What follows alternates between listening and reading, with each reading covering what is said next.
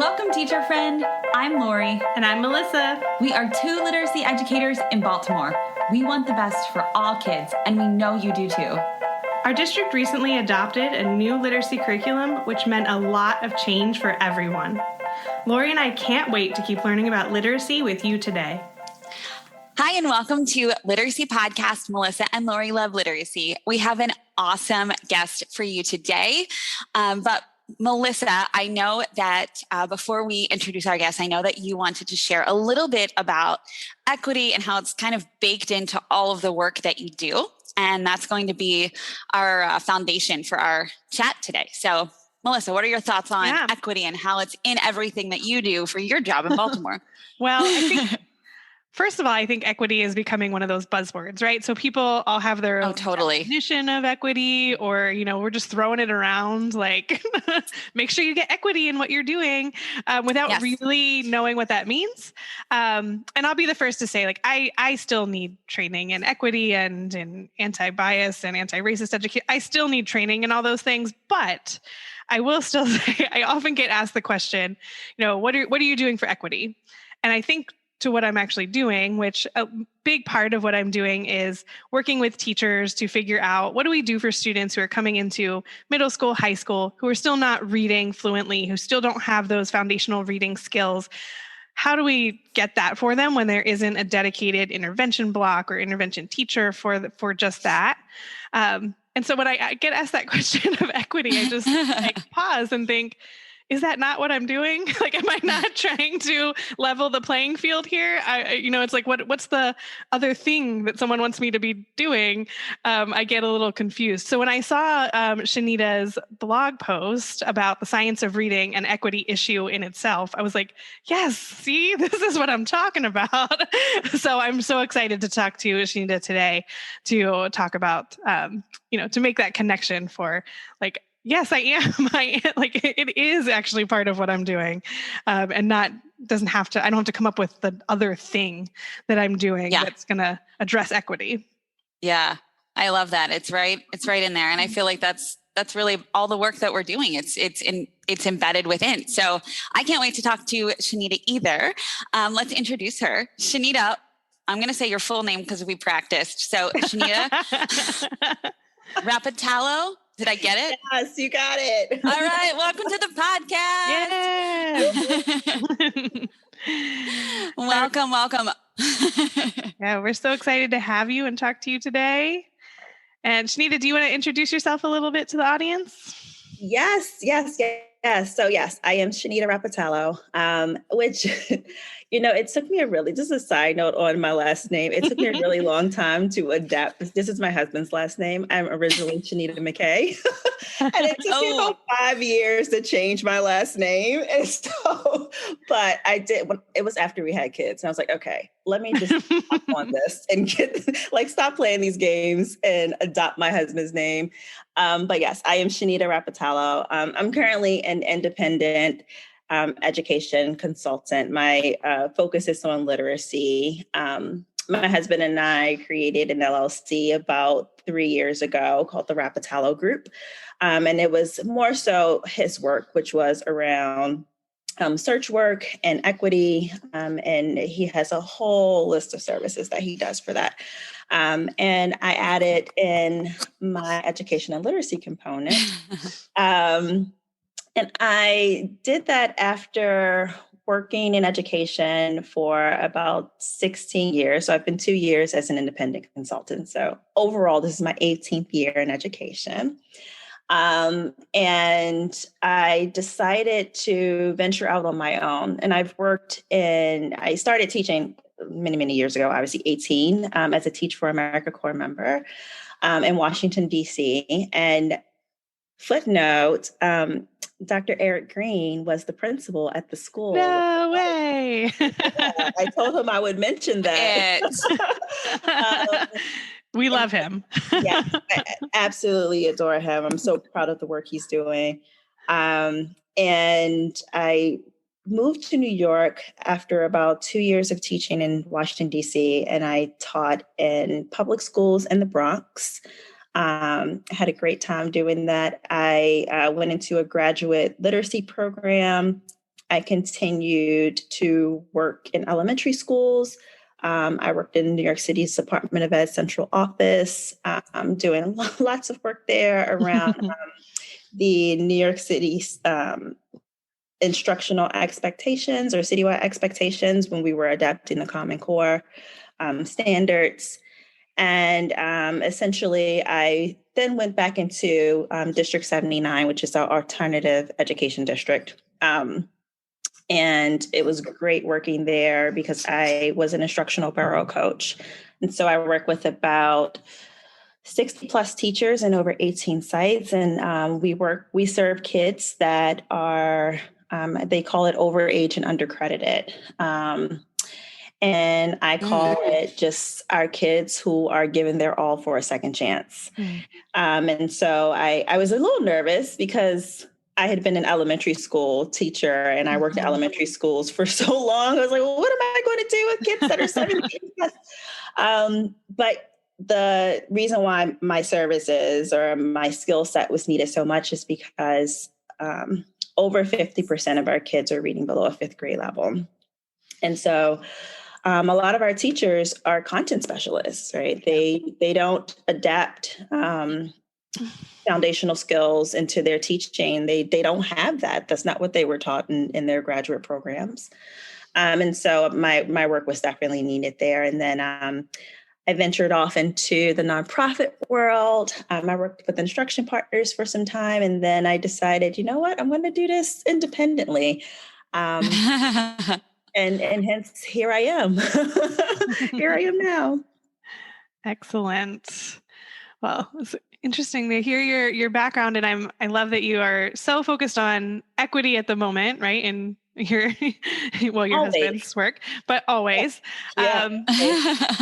Always. And I'm wondering if you could just jump in and start talking to us about what I had brought up earlier. What is the connection between reading, specifically the science of reading was what your blog post was about, and equity? How are those two connected? Yeah. I always feel like we think of equity as this footnote for how we instruct children when don't forget to do it. And equity as a side note, sprinkle it in, you're sprinkling, some flavoring in on your instruction. And that's not right. Not how we should be thinking about equity in any kind of way. But the instruction is the equity, right? Equity is in every single thing that we do. When we are providing kids with high aligned materials, when we are giving them sound instruction and quality instruction, that essentially is the equity piece. And I think we have not been hitting that marker because of the status of where we are in terms of where we are as a country with our literacy. I mean, there's a couple statistics that always stand out to me when I talk about equity and literacy, or equity in the science of reading. And one of those are our NAEP results. And, since the 90s, since I was in elementary school, there's been no change in proficiency in reading. And we've been kind of hovering in this 30 to 30% mark since 1992, which is crazy to me. And I feel it's even more unfortunate that when we break that down by ethnicity, right? There are 47% of white students that essentially are scoring at or above proficiency, but only 20% of Black students and 20% of Latinx students score at or above proficiency. And so we that's see insane to me, Shanita. 80% are not reading proficiently. That is, that's equity, right? Yes. And so or it's not equity. It's not equity. So I think what blows my mind is it's kind of trippy how we know what to do, but it's still not being done, right? Yeah. We know that science has shown over and over again that the phonics approach and phonemic awareness and those approaches to literacy work. Yeah. Like there is no denying that. And then we go into classrooms and we see teachers relying on queuing systems. I'm like, wait, no, that's not how it should go. Right. And I think also people have a issue with like seeing the connection between equity and the science of reading, because they're thinking about equity only in like multicultural education, right? Sure. If I bring in songs, or there was this one teacher I observed, I called him Hip Hop Harry. I mean, he just to rap everything. Like he's like, yeah, like this is how we're going to learn. I'm like, hey, wait a minute. Listen, back that up. And let's really think about what we're doing to our kids, because that is not giving them any type of instruction that's going to be sound. They're not. Yes, I think those things are great in context, but I also think that we need to be relying on what does the science say? What does the research say? Yeah. And sometimes that, like, you just made me think of one of those too, where I had I was observing a classroom and the teacher was trying to like connect to the students. And so we're in Baltimore. So they were like making connections to The Wire, and it was a 7th grade class. I think it was definitely middle school. The kids had no idea. Like they had never seen it. They were like, we don't know what you're talking about. But somehow they then connected to Full House, which I thought was hilarious.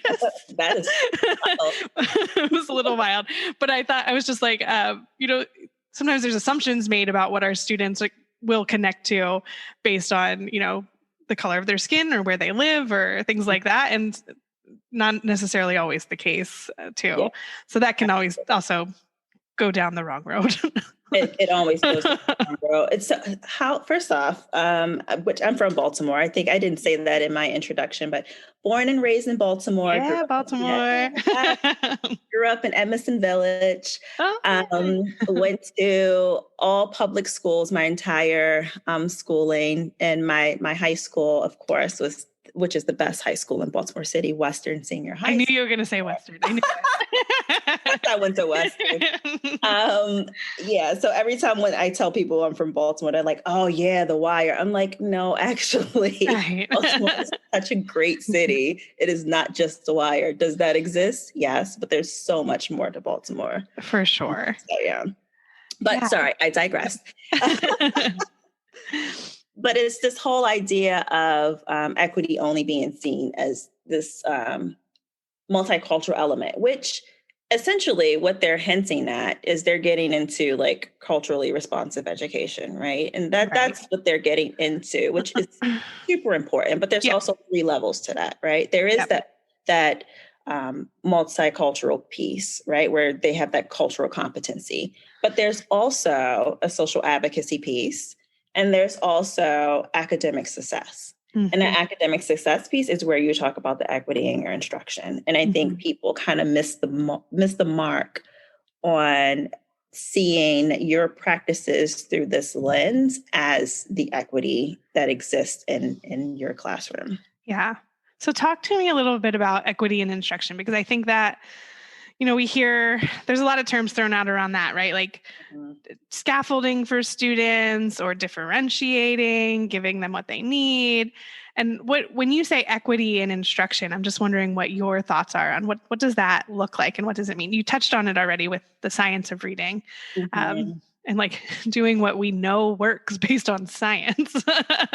But wondering if you have other thoughts on that too. Yeah, of course. So like giving students grade level work. Grade level work, and I don't think people have bad intentions when they water down content, right? Or they lessen the cognitive lift of assignments and instruction. I hope, right, that people don't go into classrooms saying, I'm going to destroy this child's life today by not giving them what they need. Because essentially that's wrong, but no one goes into a classroom with that intention. No one. I will not believe that.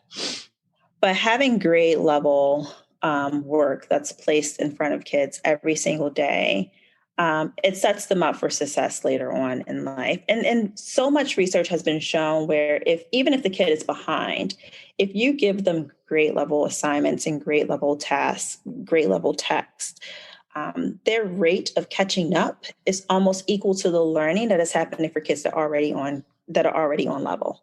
Mm-hmm. And so essentially, like, they're making these tremendous growths because you're giving them sound, solid, high quality instruction. In order to have that sound, solid, high quality instruction, you need high quality materials. You know, I a lot of people are hearing this, and a lot of people are saying this, but materials matter, right? I think that's an Ed Report motto, right? The materials matter.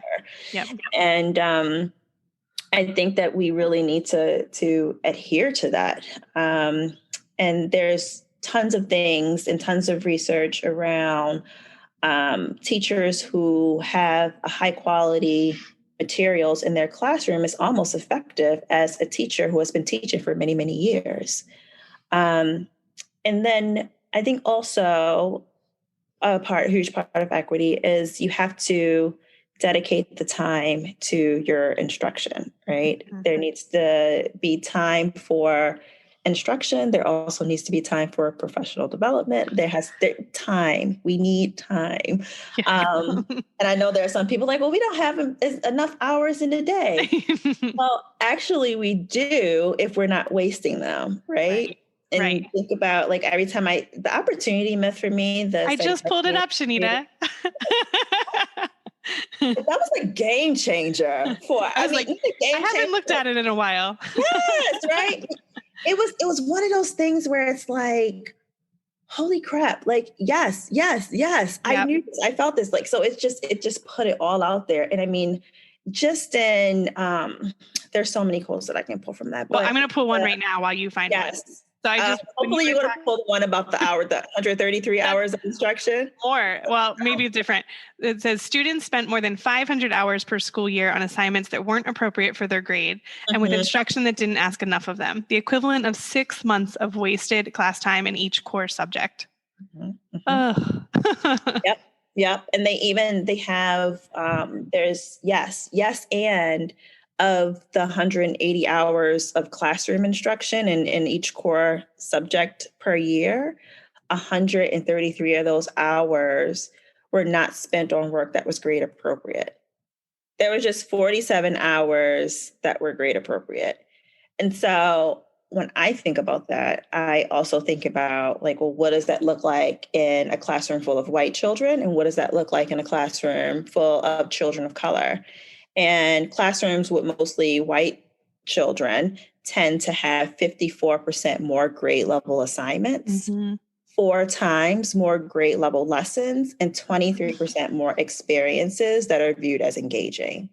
So we can't sit here and say that there is not an equity issue in our instruction that's happening. But yeah, I mean, shout out to the folks who did that study, because one, it was a lot of work and it was over many years, but, like, it is so groundbreaking and so profound. And just, it says everything that I have witnessed with my own eyes, you know? So I'm just very grateful for that. But that's it, right? Grade level work, time for actual instruction, making sure you have high quality materials and high quality instruction. And that essentially is a huge piece that's the huge piece of equity that lies within literacy. Yeah. And we talked. Hey, go ahead, Lori. You guys lost me, but I'm back on. Sorry. Yay. And I know I can't see you because my internet is down and I'm on my phone. Welcome back. But I'm back. Thanks.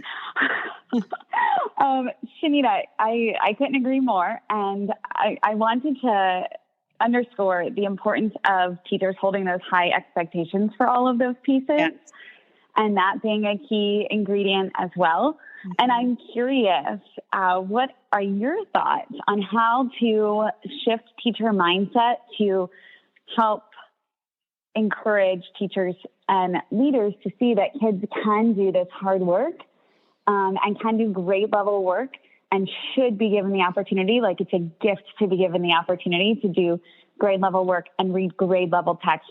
So I'm curious about your thoughts on that. Yeah. Mindset is tricky. Mm-hmm. Oh my goodness. It sure is. It's so tricky because our bias, right? Everyone has bias. Everyone has unconscious bias, some conscious bias, unconscious. Everyone has it, right? And it's based off of our lived experiences. I mean, there's no one person that doesn't have it. Depending on what it is, it can be dangerous for another person or not, right? It can be intentional, it can be unintentional. But I think I've worked with a group of teachers when I was in my old district. And these are teachers that have been teaching for 10 years or more. So very veteran, experienced. And we noticed that the mindset of a couple of the teachers we were working with, my colleagues and I, other coaches as well, we noticed there wasn't a shift. And we were like, well, why we have these professional developments and we kind of outline a plan for what to do next. And then they kind of go back into their classrooms, they put it in their dusty toolkit and then put it right back on the shelf and no changes happen, which is probably why I hate that term. People say, I'm going to put this in my toolkit. Because I'm like, yeah, it's just sitting on. It's not my favorite either, actually. Right. And so we did a couple of surveys during a research project that we conducted, where we just really wanted to see a shift in the mindsets of teachers by showing them that this work actually works with students. Yeah. And so we had a group of students that were the average age was 20, but between 20 and 21 years old. They were all newcomers to the country, or they had English as English as a new language. Obviously, some of them came with like 3 or 4 languages. And over the summer, we worked with them for 4 weeks, and we wanted to show teachers that if you take this instructional approach to using the science of reading as your anchor, that essentially kids are going to grow in grade level. And so we did a number of things like throughout this summer. And we took survey data along the way. We also observed teachers in action during their conversations. We interviewed certain teachers. And we also analyzed their notes. And this is where the mindset really is shown for us, because people can say anything, right? What we noticed in their notes, there was one teacher note in particular that in her notes, it was kind of the same thing every day for about, I don't know, like 10 days or so. It was more so like, oh, like the kids aren't moving, nothing's really happening. It was kind of negative. And then there was this shift in her notes where she actually started believing that the kids were changing in their behavior and changing in how they're internalizing the work itself. And I couldn't figure out for the life of me, like, well, what caused this shift in her mindset? It was a number of things. It was one, seeing the actual work of the kids. That was really key. It was also observing the teachers in action, but more particular, it was observing someone who looked like her in action. So we had 2 Black educators that were teaching at first, and then one had to leave for I think she had to go away for a vacation. And then who was leading the work with us, actually, she taught the class for the remainder of the time being there, and seeing someone who looked like herself, which, I mean, is neither here nor there, but it changed her perception of the work. And it also... That's so interesting. Yeah, it was interesting to us too, because we were like, wait, what? And we were really trying to figure it out. You keep going, and then I'm curious what you thought it was going to be. Because I'll share afterwards what I thought it would be. Go ahead. Yeah. And so there was this shift in her mindset around like, well, I know that this will work if I have an educator that is knowledgeable to do the work. And also I know that this approach works because I see it in the kids' behavior and in the work that they produce. And so essentially, like, the mindset shift comes in, I think, for teachers is when they can actually see the things that are happening with their students and really get in there and analyze student work, roll up your sleeves and really pay attention to what is being taught and how it's being taught. That essentially, at least in this instance, will get that mindset shift going to where teachers stop relying on those old skills, right? Like, I'm just going to go back to what I know because this is how I was taught. I'm not going to try anything new because I don't know if it's going to work. And then there's, there's some insecurities in that. You don't want to be seen as someone who doesn't have control over your class or know what you're doing. But the shift comes in when you put students at the center of everything you're doing. Yeah, I was thinking that. I was thinking the places where I've seen the most thought change or thought shift is when students are put first and when we see student action shift. But that's a really interesting piece that you mentioned, that when educators can see themselves in other educators, it's like that adult connection piece, that helps too with shifting mindset. And that makes sense because, I mean, it makes sense to me saying it when you said it, because I think like all of the times when I've shifted my practice, I first have had to receive it and to be able to like first listen and then really think about it in order to be able to export it and affect change. And in order to do that work, even if I'm seeing my students do the work, in order to do that internalization, it does help to have that thought partner, that person who you respect, that constituency around you who is there to like support you in the work. So that's making a lot of sense as you're saying it. But my first, like my gut reaction was students. But I think that's a really important finding to note.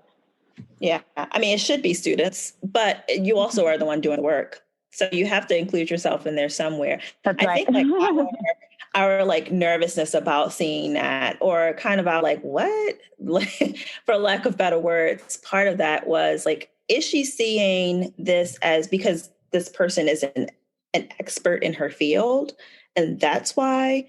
But my hope is that was the case. And are we seeing this though, because like this person is of a different race than her, and she had underlying bias about the teachers that were first presenting the work, which I come across all the time.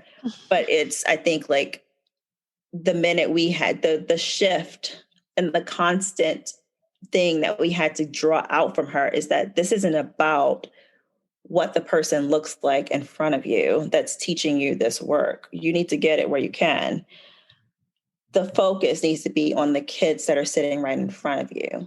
So all of those unconscious biases that you have against people who don't look like you need to be checked at the door, because right now the work is, this is what's moving our kids. So this is where you need to focus, or you need to get a new career field, because obviously you're not in it. Yeah, that makes a lot of sense. Mm-hmm. I'm going to shift gears a little bit if you're okay with it. Yeah. So I want to dig in a little bit around specific literacy strategies or just reading instruction in general. What's been your journey, Shanita? I know that Lori and I both have our own that we've shared on different podcasts in different ways of, learning what is based in science, what's not, things we've done in the past where we're like, oh my God, I can't believe I did that for so long.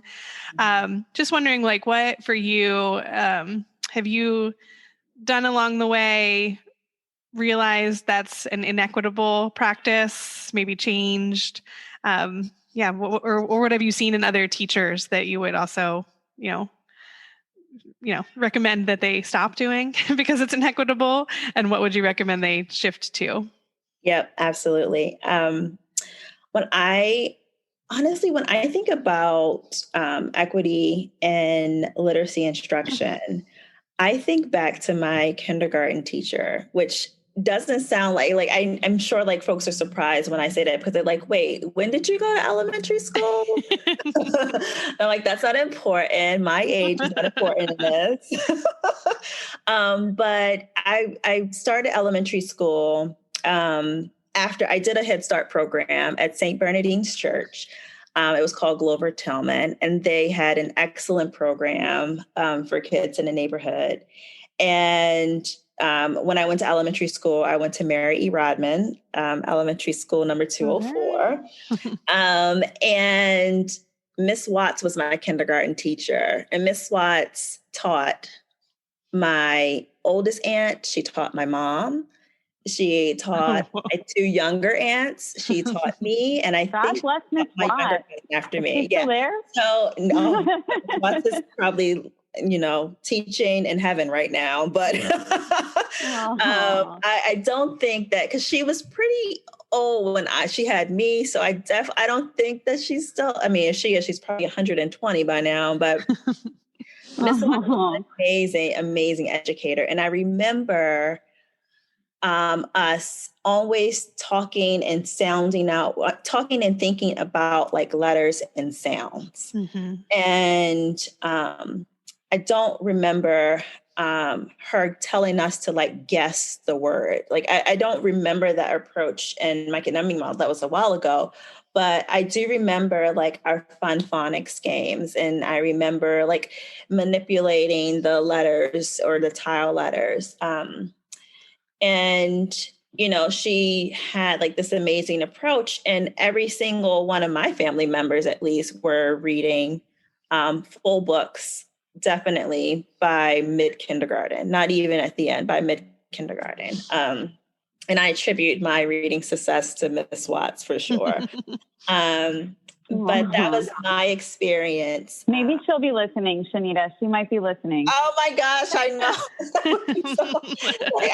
I attribute my literacy knowledge to Miss Watts. So shout out to Miss Watts from 204. For sure. But I think about that approach. And then I think about approaches that I've seen over the years. And one really popular approach that I've seen, especially in the elementary schools I worked in here in New York, were whole language approaches, right? Mm-hmm. And this assumes that that children learn to read if they're given good books and they're taught cues. And you give them like certain strategies to support their reading, like you look at the picture, you use context. And I mean, cognitive scientists have disproved this theory many, many years ago and many, many times. But this method is hugely popular for teachers who believe that, this type of approach build a love of books. And I was going to say, it feels good, right? It feels good. It them to love really reading. Exactly. And it sounds good too. Doesn't it? And it just like, it feels so good, and the kids are happy, because they're so successful. And the real goal here is really to comprehend text, not to read the words. And they feel like if you understand what's happening in the text, then you're reading, which we know is definitely not true, right? Yeah. You know what sorry, go ahead, Melissa. I was just going to say real quick, you said that they feel successful, and what you're saying there is like, because you can just like guess at what a word is, right? And just fill in a word that you might not know, that you feel like you're reading, because I said horse, but it's really pony, but I still get it. but that builds up as you get older, and you're just guessing at what words are instead of really being able to figure out what the word is, and doesn't lead for success long-term, but feels like success in that short term. 100%. It is successful in the short term, is not successful in the long term. And I think like what phonics instruction does, and I've seen this, no, I'm not physically seeing this, but I've seen studies of this, right? It activates parts of the brain that's associated with phonology, right? And if we're teaching kids to focus on letters and sounds, what we're actually doing is we are increasing activity in areas of the brain that's responsible for reading. Mm-hmm. That blows my mind. Mm-hmm. Like you are making your mind work. And what several studies have shown is when kids are using those cues and just memorizing words, or using visual cues and using miscues as a way of reading, essentially they're not activating that part of the brain. And honestly, like you can't memorize every word and every you can't memorize every word in a book. You also can't continue to just guess. Like that's right. That will catch up with you in the long run. And what we end up producing is functionally illiterate adults. That's essentially what we're doing. Mm-hmm. I'm thinking, like, as a parent, what you shared makes sense in terms of, like, I always try to think about this, like, why haven't parents revolted against what the school system is doing? Right. Like, Melissa and I are working on like a whole series of podcasts about this, but I feel like it's like Natalie Wexler said, it's the sleeping giant. They're the sleeping giants. Like, parents can wake up and hear this stuff, but I think that they've been led so astray by, well-intentioned educators saying things like, just surround them with books. Let's surround them. Just read to them. It's like anything. If you don't give someone the tools to learn how to do something, they can't do it. You can surround me with flowers. We were talking about this in our pre-call. You could surround me with flowers and plants all day long. But if I don't have the knowledge or the tools to know how to take care of them, how much sunlight, all day they're going to die. So I that's a really silly comparison, but I think it's the same kind of idea. Like we need to give the tools. And I'm so curious always, like, to hear you talk right now. I'm like, what would parents think to hear you share this information? I think a lot of them, it probably would resonate with them. Hey, I didn't learn this in school. I was surrounded with books and now I struggle when I'm reading. And they might not have the literacy language for it, but I think it would really resonate. And I think it also, would resonate what they're hearing from their child's teacher and probably what they're seeing. I just think parents might not know what school should be. And that's because they've maybe been led astray by teachers who also don't have the science of reading knowledge. Again, not to their own fault, but just because they don't have it. So I'm like curious what you think about that. You're nodding your head. So I assume as a parent, it's also resonating with you. Well, yeah, especially, I have a first grader. I have two kids. I have a first grader and I have a 14-month-old. And teachers, well-meaning teachers, I will talk about like how we're educated as teachers in a second. But as a parent, we trust that when we send our kids to school, that they're learning. And I think part of the fault in that, and not to say that parents are not involved, because parents are 100% involved, or at least as best they can be, right? When we send our kids to school, we are expecting the best, right? Like, I'm expecting that you are going to school and you're listening to your teacher and you're learning the content and things that you need in order to be a successful adult in the future. I have these conversations with my daughter's teachers about pedagogy and instructional practices and things like that because I'm an educator. So I have the know-withal to understand that, okay, I saw that you were giving my child a leveled reader. Let's have a conversation about that. And I have had those conversations with her teachers, and her teachers are awesome. And, there have been some shifts in how she's being educated based off of those conversations, right? Right. The hard part is most parents don't have the background that you do. That's exactly right. That's exactly right. And, she also goes to a private Montessori school. So it's a big difference in the approach and the type of learning that she's even receiving. But I feel that parents, at least parents that I've talked to, and I'm a huge parent advocate. Like, I feel like there's so much power in parents. I couldn't agree more. But it's along the lines of, we have good hopes that we're sending our kids to school to learn. Now, what the intricacies of that learning is, like, that's your responsibility. You tell me where I can assist you in that. And I think that's the approach that parents take. So what was the shift, Shanita, for that teacher from a leveled reader? What happened? So that was a very interesting conversation. But or you can talk about it more generally and not. Yeah, I'm definitely but the shift for her, more importantly, was that I'm not going to base her soul instruction based off of this. This is more so like we're using this as a support and not as an instructional practice. And then they walk me through like what the actual instructional practice is.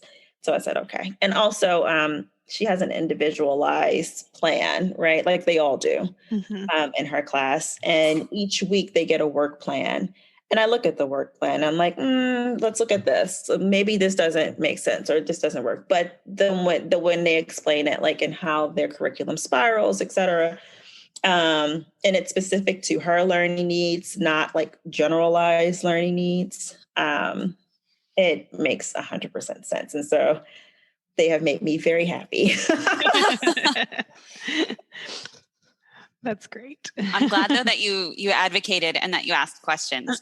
For any parents listening, that's really important. You know, if you don't understand, ask questions. And if what you're being told doesn't make sense, like if you are being told like just surround your kids with books, and that to you, you're like, well, I mean, how do I teach a kid to read? Just by surrounding them with books. Like if it doesn't make sense, like ask more questions, do more research.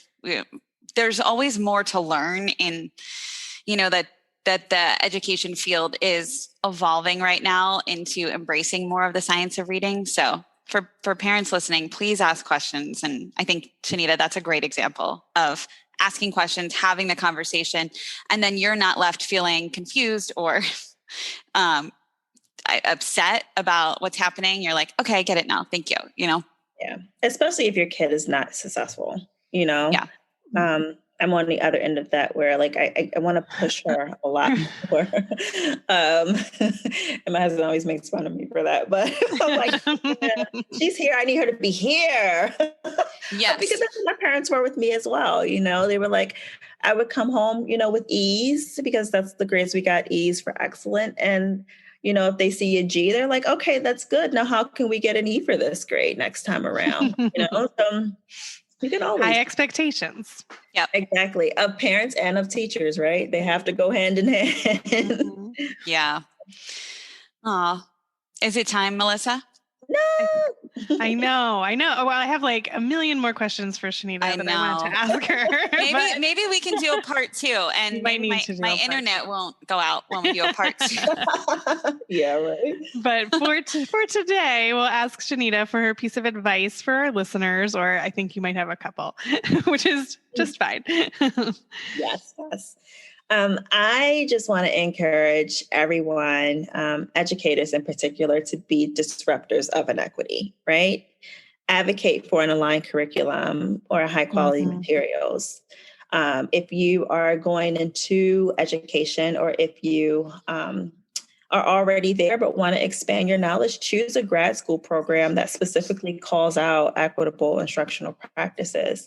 And advocate for reading professionals or professional development at your school that's going to teach you about the science of reading, or that's going to teach you about equitable instructional practices. Because we know these things exist in our education. We can't ignore the research. We can't ignore these statistics, but we do have the power to do something.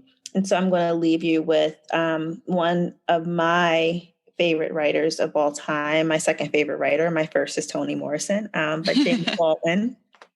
And one quote that he has that always resonates with me is, "Not everything faced can be changed, but nothing is changed unless it's faced."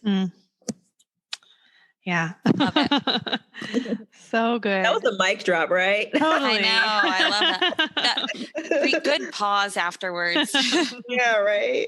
You know, that resonates with me too, because I forget who I think I was sharing with one of my college friends, and she just went back to teaching this year in a pandemic after being a stay-at-home mom for quite some time. Mm-hmm. And, you know, I said, sometimes I feel like I'm like, just like trying to be a Renaissance leader of science of reading. And, you know, I'm always like pushing the envelope just a little bit farther. And she was like, well, I wouldn't know know anything about the science of reading if we weren't friends. So keep going. And I was like, oh, you are a teacher in a county in the state of Maryland. And if we weren't friends, you would have no idea. Yeah. And that's a little bit scary. I mean, they're doing a little bit of work, but not to the extent that obviously she knows, because I just talk her ear off about it. But it's true. Like, we have to face this. And I just think, like, in our lifetime, I hope that each of us gets to see this big shift happen and know that we had a small part in it through these conversations. Like, I'm really, really hopeful about that. And I think that's what resonates with me about your quote. Yeah, I'm hopeful too. I am. I really am. Me too.